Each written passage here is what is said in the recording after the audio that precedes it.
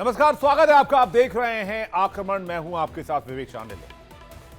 Iran ने एक बार फिर से मिडिल ईस्ट की राजनीति में भूचाल मचा दिया है। 4 नए प्रॉक्सी समूहों के जरिए ईरान ने इजराइल को घेरने की तैयारी कर ली है। ये समूह ईरान की पूरी सैन्य और फाइनेंशियल हेल्प से लैस है और उनकी ताकत इजराइल के लिए एक बड़ी चुनौती बनती जा रही है। इजराइल की सुरक्षा पर बढ़ता खतरा, साथ ही अमेरिका द्वारा इन समूहों को विदेशी आतंकवादी घोषित करना इस तनाव को और बढ़ा रहा है। क्या ईरान की यह नई रणनीति मध्य पूर्व में एक और बड़ी लड़ाई की ओर इशारा कर रही है?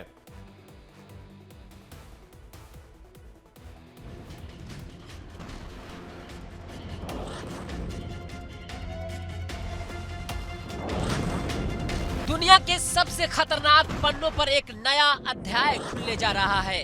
जैसे ही हमास और हिजबुल्लाह कुछ कमजोर पड़ रहे थे,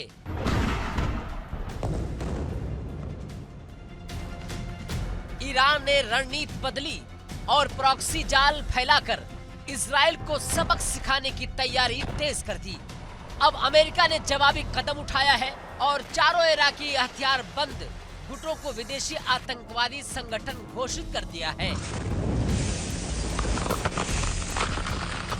नाम है हरकात अल नुजाबा, कताइब सैयद अल शुहदा, हरकात अंसार अल्लाह अल औफिया और कताइब इमाम अली।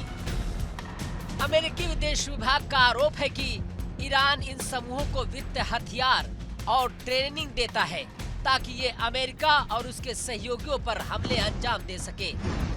मतलब साफ है, ईरान की रणनीति अब छुपी नहीं है, ये खुली चुनौती है।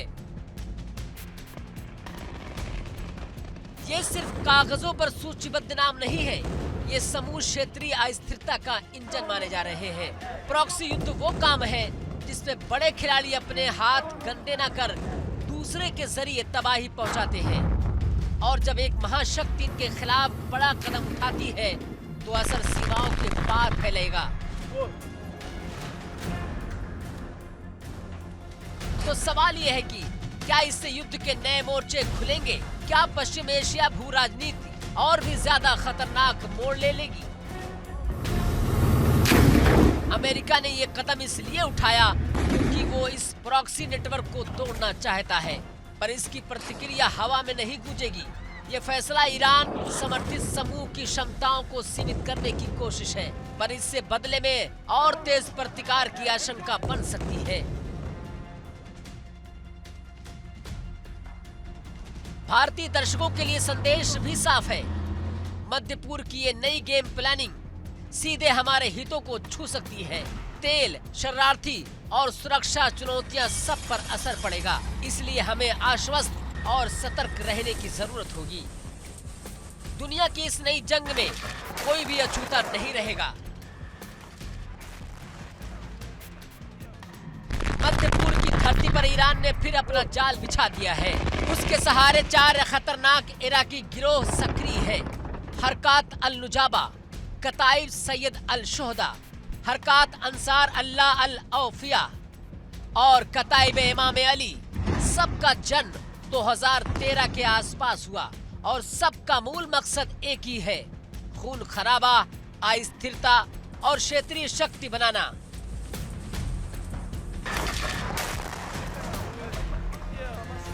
हरकात अल नुजाबा अकरम अल काबी के नेतृत्व में चलता है। ये गिरोह कुद्स फोर्स से घनिष्ठ है। एलेप्पो में उसने खुले तौर पर कताइब हिजबुल्लाह के साथ संगठित हिंसा में हिस्सा लिया। अमेरिका का कहना है कि पैसा, हथियार और खुफिया सहायता सीधे ईरान से चली जा रही है। कताइब सैयद अल शुहदा, ये समूह शिया पवित्र स्थलों के रक्षकों का वेश धारण कर लेता है, पर असलियत ये है कि वो सीरिया और इराक में अमेरिका और सहयोगियों पर हमलों में शामिल रहा है। हरकात अंसार अल्लाह अल औफिया और कताइब इमाम अली दोनों ईरानी संसाधनों पर टिके हैं और स्थानीय स्तर पर हिंसा भड़काकर क्षेत्रीय संतुलन तोड़ते हैं। इन समूहों की मौजूदगी सिर्फ इराक का मसला नहीं, ये पूरे मध्य पूर्व की अस्थिरता को हवा देती है। ये प्रॉक्सी गिरोह किसी राष्ट्र रक्षा का नाम नहीं, बल्कि एक बड़ी साजिश की भड़ास है। अमेरिका ने इन्हें आतंकवादी घोषित कर दिया है और ये सिर्फ एक शुरुआत हो सकती है। पूरी दुनिया को सतर्क रहना चाहिए।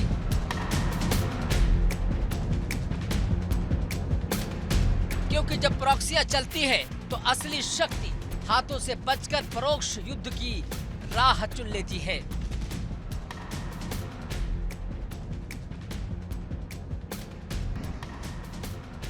अमेरिकी विदेश विभाग का ताजा कदम 4 इराकी गुटों को विदेशी आतंकवादी घोषित करना खासी तेज नतीजे दे सकता है। वॉशिंगटन का कहना है कि ये ट्रंप की मैक्सिमम प्रेशर नीति का हिस्सा है। मकसद साफ है कि ईरान को उसके क्षेत्रीय साझेदारों को पैसा, हथियार और ट्रेनिंग देने से रोकना।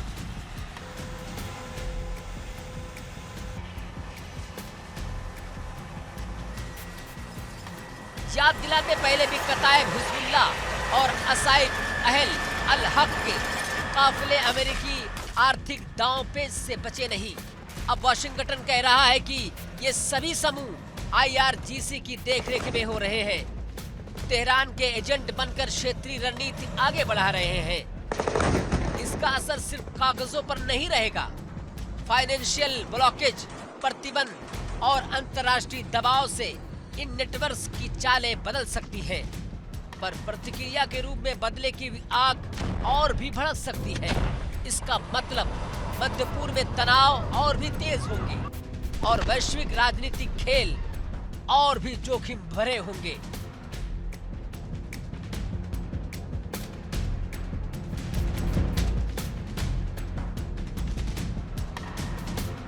सवाल सदा हुआ है, क्या ईरान ने 4 नए प्रॉक्सी गुटों के जरिए इजराइल को घेरने की योजना बना ली है? तो जवाब साफ शब्दों में, जोखिम जरूर बढ़ गया है। ईरान की अब तक की रणनीति यही रही है कि वो प्रत्यक्ष टकराव से बचकर स्थानीय गुटों को हथियार, पैसा और ट्रेनिंग देकर अपने निशाने पूरे करवा ले। अब जब ये 4 गुट खुलकर सक्रिय बताए जा रहे हैं, तो ये संकेत है कि तेहरान परोक्ष तौर पर इजराइल और पश्चिमी हितों पर दबाव बनाना चाहता है।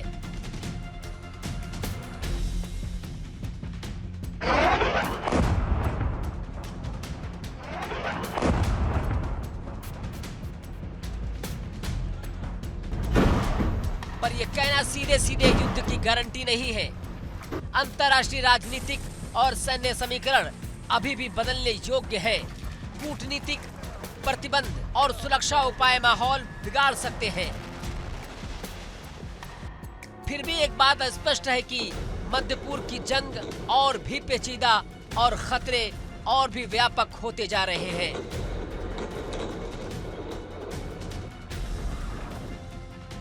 Bureau report, India daily.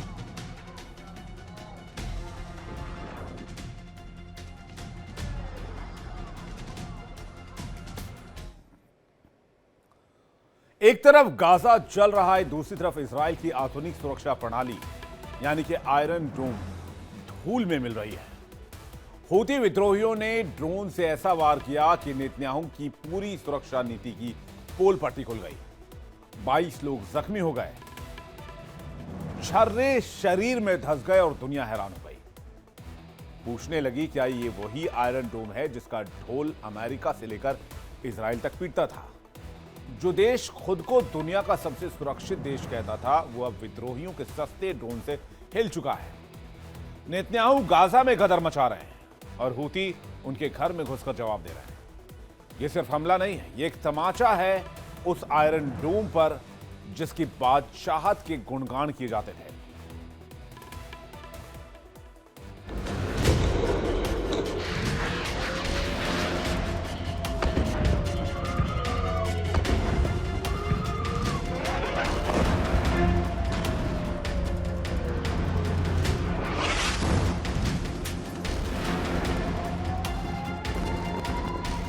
दुनिया के सबसे आधुनिक, सबसे घातक और सबसे भरोसेमंद एयर डिफेंस सिस्टम में से एक, और फिर भी बार बार फेल। जी हां, हम बात कर रहे हैं इजराइल के आयरन डोम की।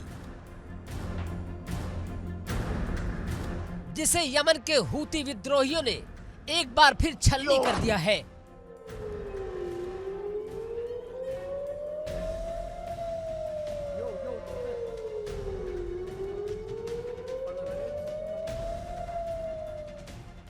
हूतियों ने इजराइल के दक्षिण शहर एलात पर किया जहरीली ड्रोन हमला।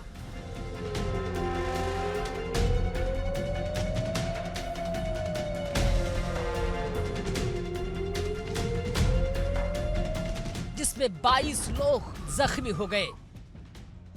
हमला न सिर्फ चौंकाने वाला था, बल्कि ये इजरायली सैन्य प्रतिष्ठान के लिए सीधा तमाचा बन गया। ड्रोन सीधे एयर डिफेंस को भेदता हुआ अंदर घुसा और इजराइल के अभेद्य माने जाने वाले सुरक्षा कवच को ऐसे चीर गया जैसे चाकू से कागज चीरा जाता है।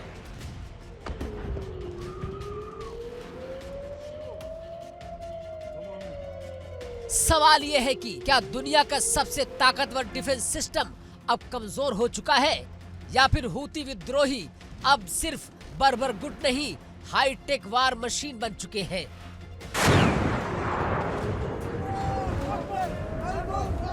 क्योंकि ये पहला मौका नहीं है। पिछले कई महीनों में बार बार हूती मिसाइलें, हूती ड्रोन इजराइल की सुरक्षा को धता बता चुके हैं।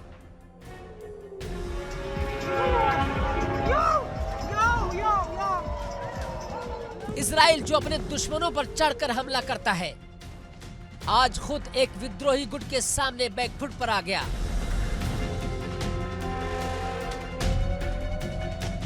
ये सिर्फ हमला नहीं, ये चेतावनी है कि अब जंग सिर्फ ताकत की नहीं, टेक्नोलॉजी की भी है।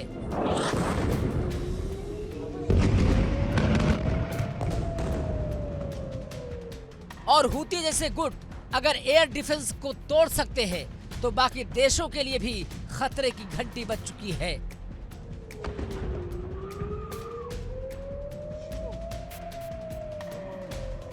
साफ है कि ड्रोन अब सिर्फ खिलौना नहीं, ये तबाही का नया चेहरा बन चुका है।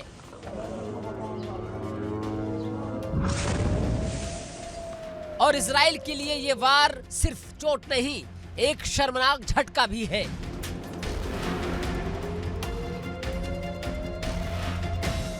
इसलिए आयरन डोम की लाज अब खुद इजराइल ही बचाए।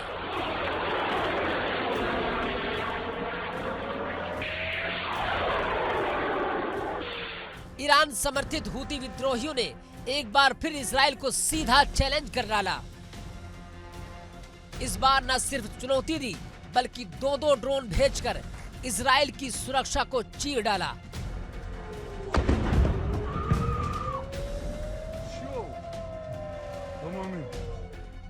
इजराइल की सेना ने रोकने की लाख कोशिश की, लेकिन आयरन डोम बना पेपर डोम। ड्रोन सीधे टारगेट तक पहुंचा, धमाका हुआ और 22 लोग जख्मी हो गए। 2 की हालात गंभीर भी है, शरीर में छर्रे तक धंसे हुए हैं। और इजराइल के रक्षा मंत्री इजराइल काट्ज ने दी धमकी। उन्होंने कहा कि जो हमें चोट देगा उसे 7 गुना तबाही दी जाएगी।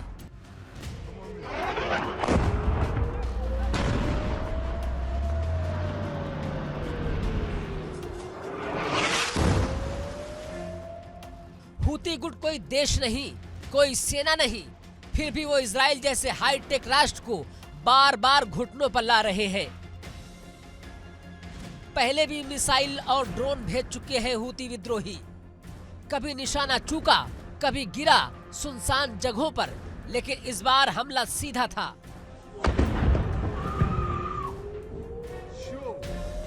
क्या अब इजराइल का घमंड ढहने वाला है, या आने वाला है मिडिल ईस्ट में विनाश का नया अध्याय?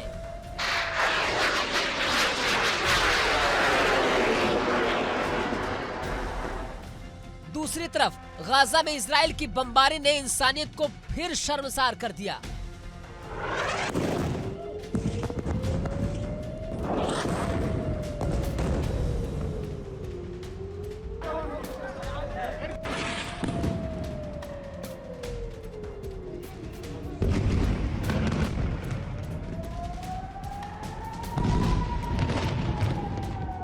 हवा में उड़ती मिसाइलें, जमीन पर चीखती लाशें।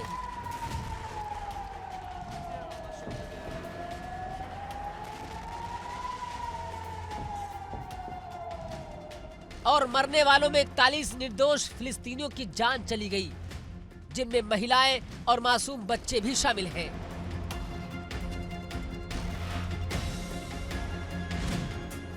फिलहाल इजराइल ने तबाही की हदें पार कर दी है। गाजा का सबसे बड़ा हेल्थ सेंटर, अस्पताल, जिसे जख्मों को भरना था, वहां मलबा और लाशें पड़ी हैं।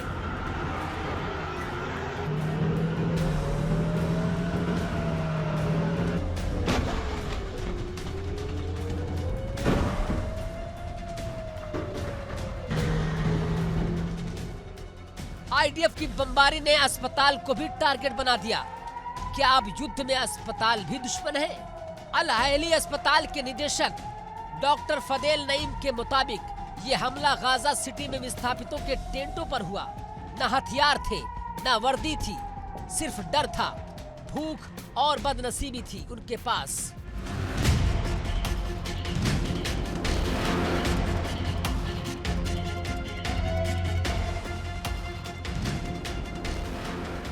इजरायली सेना ने दावा किया कि उनके निशाने पर हमास के 2 आतंकवादी थे और कहते हैं कि सटीक हथियारों का इस्तेमाल किया गया। सवाल ये है कि अगर हथियार इतने सटीक थे तो 3 बच्चों की चीखें क्यों आईं? 9 माओं की कोखें क्यों सूनी की गई? गाजा का नुसेरात रिफ्यूजी कैंप भी नहीं बचा। अल-औदा अस्पताल ने पुष्टि की कि एक और हमले में 12 मरे, 18 जख्मी हुए और आईडीएफ कह रहे हैं कि ये हमले फिलिस्तीनियों के समर्थन में है। तो क्या अब समर्थन भी धमाके से दिया जाएगा?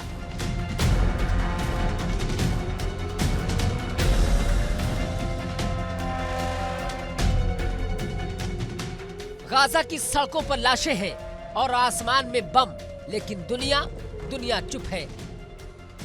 अमेरिका सिर्फ प्लान की बात कर रहा है। डोनाल्ड ट्रंप के मध्य पूर्व दूत ने नई शांति योजना की उम्मीद जताई है, लेकिन न प्लान सामने है न समाधान। ये कैसा प्लान है जिसमें गोलियां पहले चलती हैं और बात बाद में होती है? क्या महिलाएं और बच्चे आतंकवादी हैं? क्या अस्पताल आतंकी फैक्ट्री था? इजराइल अब सुरक्षा की आड़ में जनसंहार कर रहा है और जो चुप हैं वो भी इस कत्लेआम के गवाह नहीं, साझेदार है। गाजा अब युद्ध का मैदान नहीं, कब्रगाह बन चुका है। और सवाल सिर्फ ये नहीं कि हमले कब रुकेंगे, सवाल ये है कि इंसानियत कब जिंदा होगी। मौत के इस खेल में दुनिया की चुप्पी क्यों है? कब तक जिंदा लाशें उठाता रहेगा Gaza? Bureau report, India daily.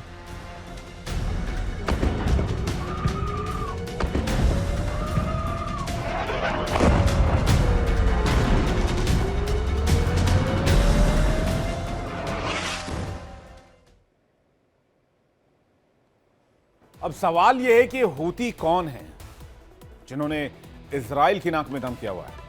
दरअसल ईरान समर्थित शिया विद्रोही गुट हैं। यमन में मुख्यालय है। 1980 के दशक में शुरू हुआ आंदोलन जैदी शिया मुसलमानों का संगठन। 2004 से यमन सरकार से संघर्ष है। 2014 में यमन की राजधानी सना पर कब्जा कर लिया। ईरान से ही सैन्य ताकत और आर्थिक मदद मिलती है। ये एक प्रॉक्सी गुट है ईरान का। सऊदी अरब और अमेरिका के खिलाफ मोर्चा खोल रखा है। अंसार अल्लाह के नाम से भी जाने जाते हैं। ये गठबंधन ईरान हिजबुल्लाह से अब इजराइल पर भी हमले कर रहे हैं। ड्रोन, मिसाइल, बैलिस्टिक हथियारों का इस्तेमाल कर रहे हैं। फिलिस्तीन के समर्थन में युद्ध लड़ रहे हैं, ये इन्होंने दलील दी है। वैसे कहा जा रहा है दुनिया खतरे में, और इस बार ये खतरा सीमा में नहीं पूरे महाद्वीप में पसरने वाला है। संयुक्त राष्ट्र में जेलेंस्की की चेतावनी ने पूरी सभागार को झकझोर कर रख दिया। जेलेंस्की ने साफ साफ कह दिया कि पुतिन को रोका जाए वरना युद्ध पूरी दुनिया को निगल जाएगा। युद्ध के जानकार मानते हैं जेलेंस्की के सिर्फ शब्द नहीं थे, ये एक अलार्म है। यूक्रेन के बाद अब रूसी ड्रोन और सैन्य अभियान यूरोप की ओर बढ़ रहे हैं। आपने सुना होगा जर्मनी में ड्रोन घुस गए, पोलैंड में हमला हो गया। और एक बार अगर आप सोचेंगे तो ऐसा नहीं लगता कि कहीं खेल खेल में इतिहास तो नहीं दोहराया जा रहा? क्या वैश्विक समुदाय मौन रहकर आने वाली तबाही का बीन नहीं बजा रहा? अब वक्त है बयानबाजी का नहीं, ठोस कार्रवाई। क्योंकि जब तक दुनिया एक साथ खड़ी नहीं होगी तब तक रूस यूक्रेन युद्ध की आग नहीं बुझेगी।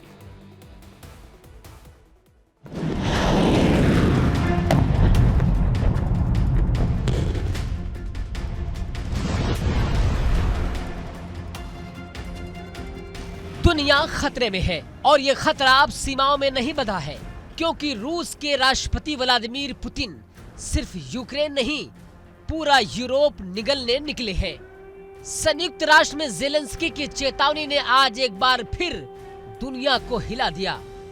यूक्रेन के राष्ट्रपति ज़ेलेंस्की ने मंच से साफ कहा कि पुतिन को रोको, वरना ये आग पूरी दुनिया को लील जाएगी।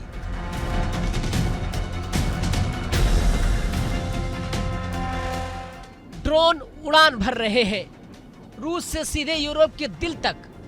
क्या ये संयोग है? नहीं, ये युद्ध का विस्तार है। ये पुतिन की भूख है, जमीन हड़पने की, सत्ता लीलने की, दुनिया को घुटने पर लाने की।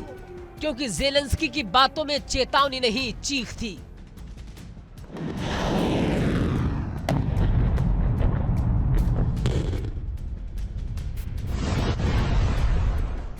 उन्होंने कहा रूस अब सिर्फ यूक्रेन नहीं, दूसरे देशों को भी निगल रहा है। ड्रोन हमलों की आहट अब यूक्रेन की सीमाओं के बाहर भी सुनाई दे रही है। Ебать, это 4-я нахуй! 5-я, блядь! Тупо в самом Артема! Ебать, 6-ю слышу! Охуеть! दुनिया अब दो राहें पर खड़ी है। या तो अभी एकजुट होकर इस युद्ध में पुतिन को रोका जाए, या फिर अगला मोर्चा बर्लिन, पेरिस और लंदन में खोलेगा।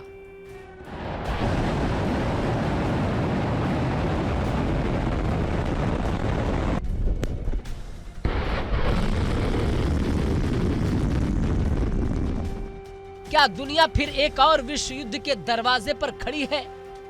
क्या इतिहास दोहराया जाएगा?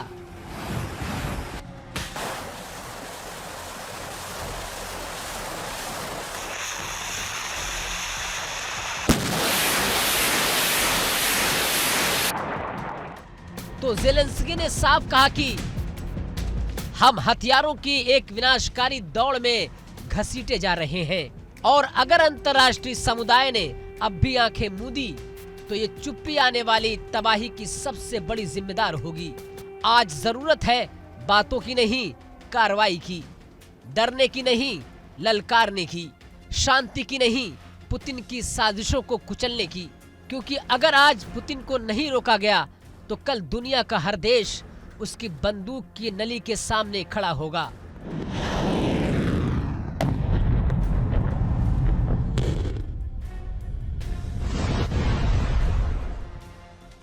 भारत को भी इस चेतावनी को हल्के में नहीं लेना चाहिए, क्योंकि अगर युद्ध की लपटें यूरोप तक पहुंची तो उसका धुआं एशिया तक जरूर आएगा।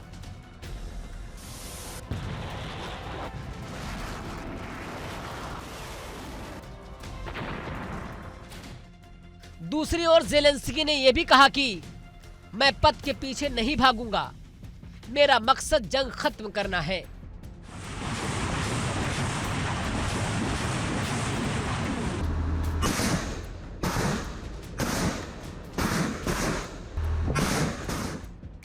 तो ये बयान सिर्फ शब्द नहीं, एक तेज रेखा है इतिहास और सत्ता के बीच।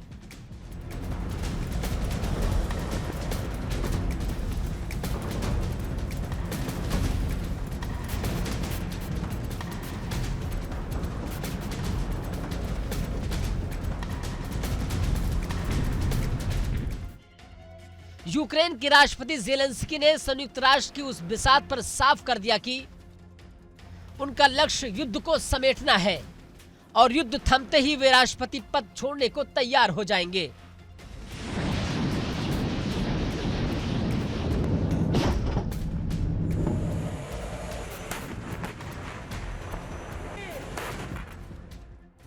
ये बयान साहस का है, पर इसमें चुनौती भी है।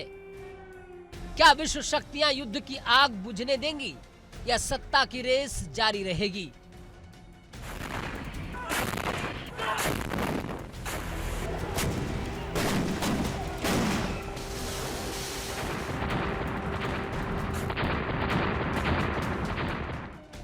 दूसरी तरफ नजारा और भी उलझा हुआ है।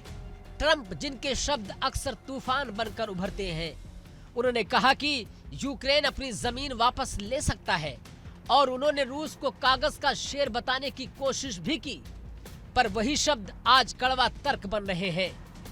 रूस ने तेज प्रतिक्रिया दी और अपनी बढ़त को सबूत की तरह पेश किया। दो बड़े बयान, उस पर पूरी दुनिया की रणनीतियां और एक सच्चाई।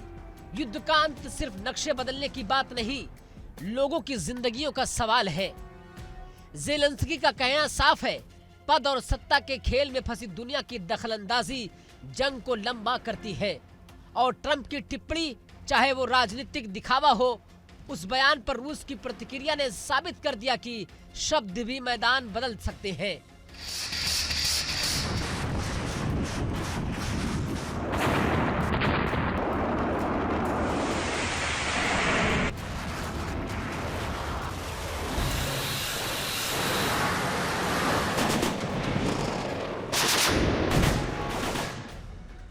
अब सवाल उठता है कि क्या दुनिया की बड़ी ताकतें मिलकर शांति के वास्ते दबाव बनाएंगे या हर कोई अपनी बयानबाजी से शांति को और दूर करेगा? क्या युद्ध खत्म हुआ और नेता चले गए, या नेता वहीं टिके रहेंगे और जंग की गर्माहट जारी रहेगी?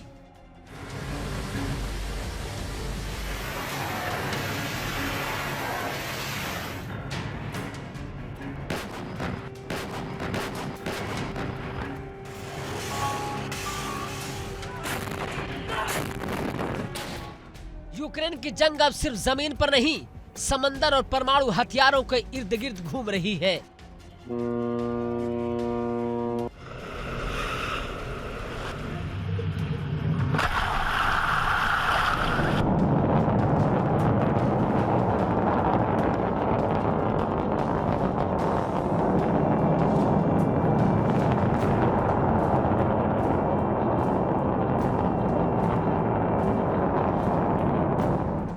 डोनाल्ड ट्रंप ने अपनी ट्रूथ सोशल पर एक ऐसा बयान दे मारा जिसने पहले से जलती आग में बारूद उड़ा दिया। उन्होंने कहा कि पुतिन और रूस आर्थिक मुश्किलों में है और यूक्रेन को अब कार्रवाई करनी चाहिए।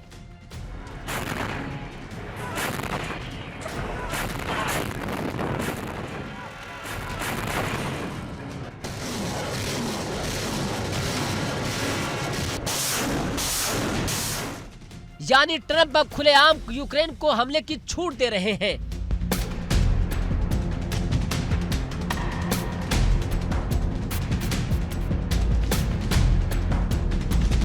रूस भड़क उठा है। दिमित्री ने साफ कहा कि यह बयान ज़ेलेंस्की से मुलाकात का असर है। ट्रंप सिर्फ सुनी सुनाई बातों पर फैसला ले रहे हैं।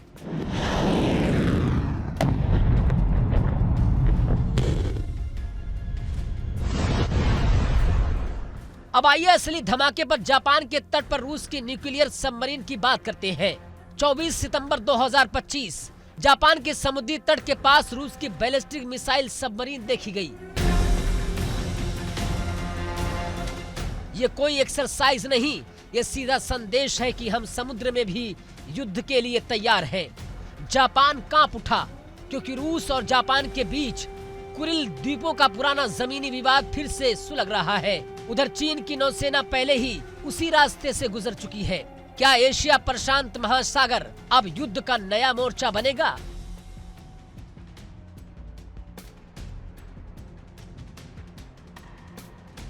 पेट्रोल डीजल की कमी से तिलमिलाया रूस अब ईंधन निर्यात पर बैन बढ़ा चुका है और यूक्रेन ड्रोन लगातार रूसी तेल स्टेशनों को भून रहे हैं। यानी युद्ध अब सिर्फ गोलियों और मिसाइलों का नहीं, अर्थव्यवस्था और ऊर्जा की नसों पर वार बन चुका है। सवाल यह है कि क्या पुतिन परमाणु इशारा देकर अमेरिका, जापान और यूरोप को चेतावनी दे रहे हैं या फिर से तीसरे विश्व युद्ध की उल्टी गिनती शुरू हो चुकी है? क्योंकि अब मामला सिर्फ यूक्रेन तक सीमित नहीं रहा।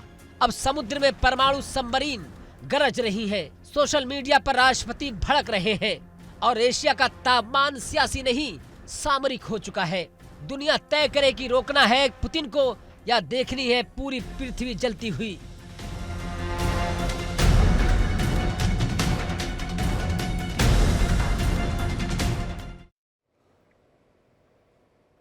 आक्रमण में इस वक्त आपको हम बताते हैं एक ब्रेकिंग न्यूज, बड़ी खबर आ रही है। द सन की रिपोर्ट में बहुत बड़ा दावा किया गया है। एक और नेटो देश में ड्रोन घुसपैठ की बात सामने आई। फ्रांस के आसमान में संदिग्ध ड्रोन दिखा है। डेनमार्क के बाद फ्रांस में ड्रोन की घुसपैठ सामने आई है। सैन्य ठिकानों के ऊपर उड़ रहा था ड्रोन।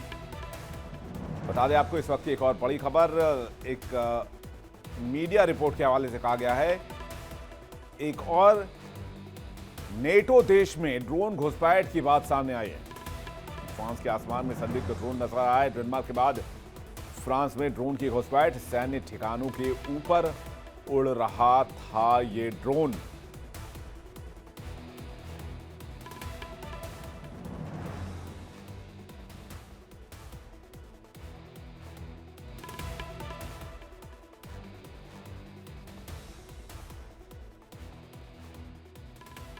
तो सवाल यह है कि क्या फ्रांस में ड्रोन हमला होने वाला था?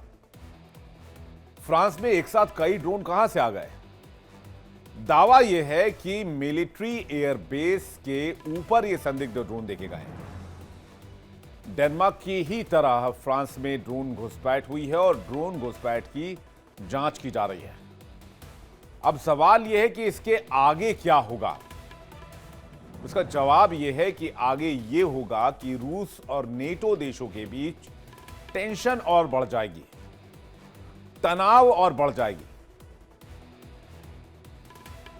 अब सवाल यह कि यूरोप में ड्रोन घुसपैठ कब कब हुई या फिर नेटो देशों में कब कब ड्रोन घुसपैठ हुई। सितंबर में डेनमार्क और बॉग समेत 4 शहरों में एयरपोर्ट पर अज्ञात ड्रोन नजर आए। फिर सितंबर में ओस्लो नॉर्वे इजरायली एम्बेसी के पास ग्रेनेड धमाका हुआ। सितंबर में ओस्लो नॉर्वे एयरपोर्ट के पास दूसरी बार संदिग्ध ड्रोन नजर आया। फिर सितंबर में कोपेनहेगन डेनमार्क में 3 से 4 बड़े अज्ञात ड्रोन देखे गए। वॉर्सो पोलैंड के जंगल में एक क्षतिग्रस्त रूस का ड्रोन पाया गया। और अब जो है एस्केलेशन की बात की जा रही है, तनाव की बात की जा रही है। बात रूस यूक्रेन जंग में ड्रोन की करें तो यूक्रेन ने ड्रोन से रूस को हिला रखा है। मॉस्को की हवा में धमाके, एयर स्पेस पर ताले, उड़ानों पर ब्रेक लगा दिया गया है। और अब रूस ने पलटवार में नेटो की सीधी धमकी सामने आई है। पुतिन ने साफ साफ कहा है अगर दखल दिया तो अंजाम भुगतना होगा। नेटो भी अपनी तैयारी में जुट गया है। यानी जंग सिर्फ मैदान पर नहीं, आसमान में उड़ते ड्रोन तय कर रहे हैं। सवाल यह है क्या जंग अब सिर्फ ड्रोन से ही लड़ी जाएगी? क्या मिसाइलें चुप रहेंगी या फिर ये शुरुआत है एक और बड़े हमले की? और सबसे बड़ा और खतरनाक सवाल ये कि क्या ये ड्रोन अब नेटो के शहरों को निशाना बनाने वाले हैं?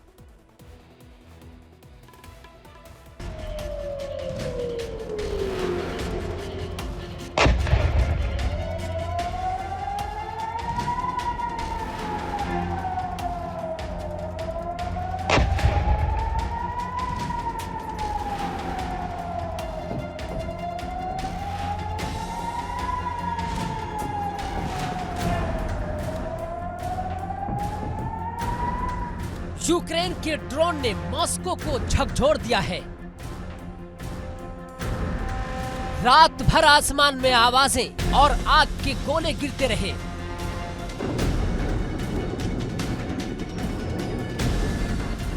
Ебать, это 4-я нахуй! 5-я, блядь! Тупо сука!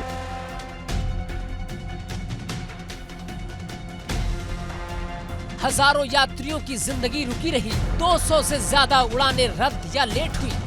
हवाई अड्डे खाली हो गए। हंगामा जबरदस्त दिखा।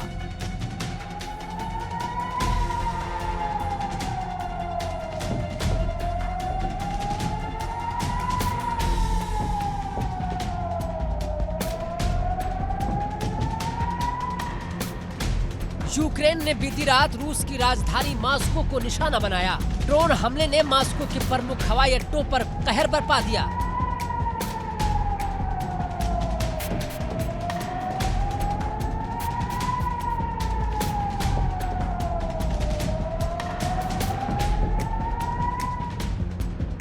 मॉस्को की हवा में सनसनी फैल गई।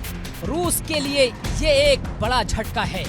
रूस ने कहा उनकी एंटी एयरक्राफ्ट यूनिट ने मॉस्को की तरफ बढ़ते 36 यूक्रेनी ड्रोनों को मार गिराया है।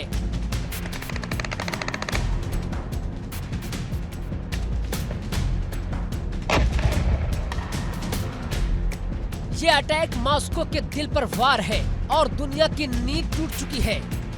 लेकिन सवाल ये है कि क्या ये बस एक झटका था या युद्ध का नया चेहरा? क्या ये मॉस्को की पहली सेध थी या यूक्रेन ने अपनी हिम्मत बढ़ा दी है?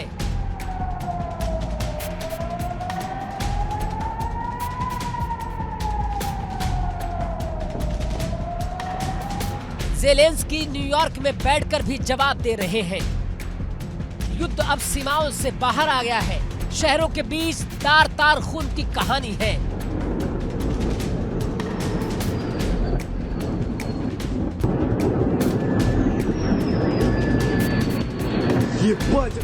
यूक्रेन ने दाखिल कर दी है चुनौती और ड्रोन ने सीमाओं के पार घुसपैठ कर दी है।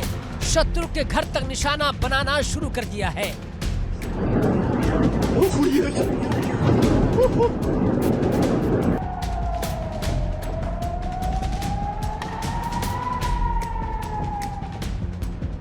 दरअसल यूक्रेन के राष्ट्रपति वोलोदिमीर ज़ेलेंस्की इस समय न्यूयॉर्क में हैं और संयुक्त राष्ट्र के सत्र में हिस्सा ले रहे हैं, जहां रूस का हमला जारी है। वहीं यूक्रेन ने जवाबी कार्रवाई में हिम्मत दिखाई। ज़ेलेंस्की ने कहा कि रूस के मिसाइल, ड्रोन और बम हमलों में 2 यूक्रेनी नागरिक मारे जा चुके हैं, पर युद्ध अभी खत्म नहीं हुआ है।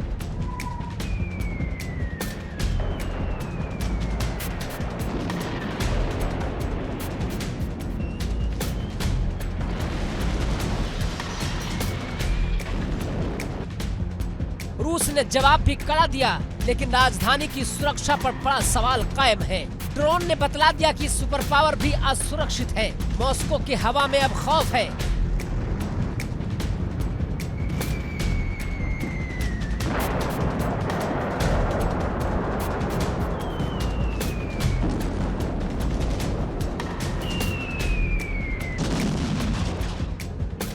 मॉस्को पर हमला एक चेतावनी है। रूस की आंतरिक सुरक्षा में सेधमारी है।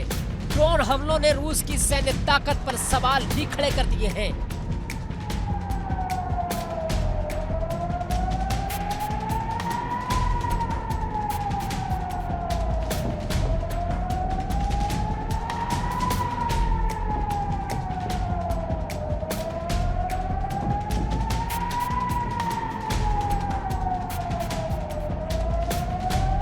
बहरहाल यूक्रेन ने स्पष्ट कर दिया कि हम पीछे नहीं हटेंगे। हर मोर्चे पर मुकाबला जारी रहेगा।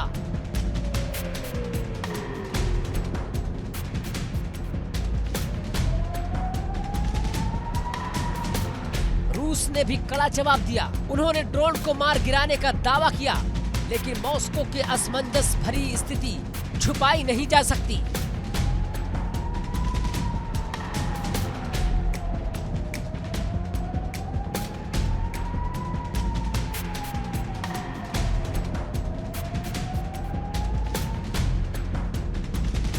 ये लड़ाई अब सिर्फ सीमाओं तक सीमित नहीं रही, ये अब राजधानी की गलियों तक पहुंच चुकी है। रूस और यूक्रेन के बीच टकराव का ये नया अध्याय पूरी दुनिया के लिए चेतावनी है। सवाल वही है कि क्या मॉस्को सुरक्षित रह पाएगा? क्या यूक्रेन अपनी चाल जारी रख पाएगा? तो वहीं रूस भी कहां रुकने वाला है? ड्रोन अब सीमाओं से परे जा रहे हैं। रूस का ड्रोन नेटो पर हमला कर रहा है और पड़ोसी देशों में खलबली मची है। यूरोप सहमा हुआ है। फ्रांस, जर्मनी ने रूस के आगे अगले कदम रोकने के लिए दम दिखाना शुरू कर दिया है।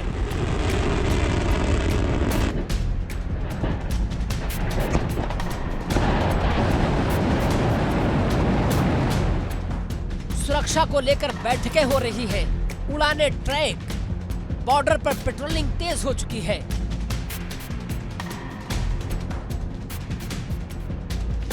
युद्ध अब सिर्फ मोर्चों तक सीमित नहीं रहा, ये अब राजनीतिक दांव पेच का खेल बन गया है और सैन्य चुनौतियों का खुला युद्ध क्षेत्र है। और इस बीच ट्रंप का सीधा संदेश भी जारी हो चुका है। उन्होंने साफ अल्फाज में कहा कि जब ड्रोन आए मार गिराओ, ये आदेश नहीं, ये चुनौती है। एक शब्द ने तनाव को और बढ़ा दिया।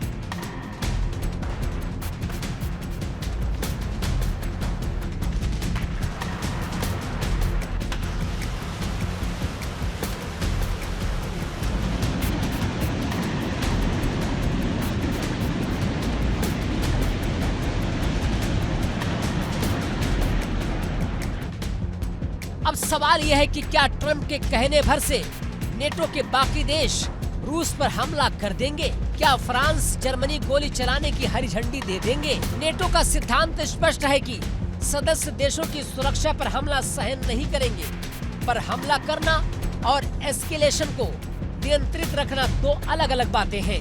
ड्रोन मारे जाएं, ये तत्काल प्रतिक्रिया हो सकती है, लेकिन जब ये जवाबी हमले बड़े पैमाने पर बदलते हैं, तब सीमा लागना और युद्ध व्यापक बनना तय है।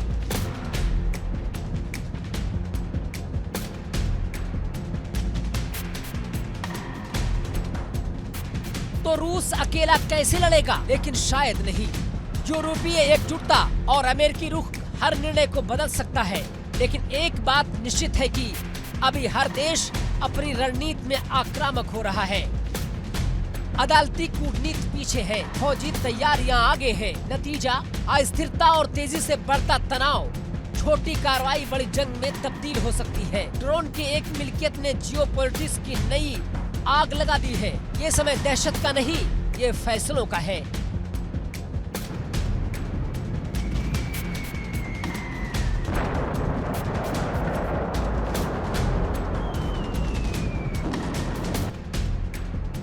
क्या दुनिया दांव पेच से आगे निकलेगी या फिर हथियारों की भाषा ही बोलनी पड़ेगी? उत्तर अभी अस्पष्ट है, पर एक बात साफ है कि अब कोई भी कदम सहज नहीं होगा। हर निर्णय के साथ जोखिम दुगना होगा। Bureau report, India daily.